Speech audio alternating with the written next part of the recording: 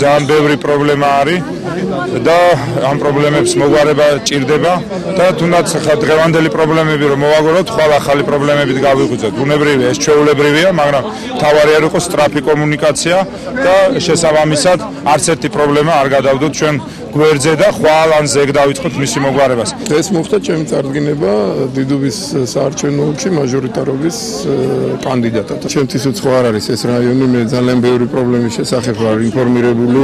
ჩვენ გარდა იმისა, რომ მე პირადად ვარ ამ პრობლემების საქმის კურსში, დავდივარ ძალიან ბევრ ცოცხალ შეხვედრაზე. იმის მიხედვით თუ რომელ უბანში რა უფრო მეტად დამახასიათებელი გამოჩნდება, ჩვენ სრულყოფილ ინფორმაციას ვაგროვებთ პრობლემების შესახებ.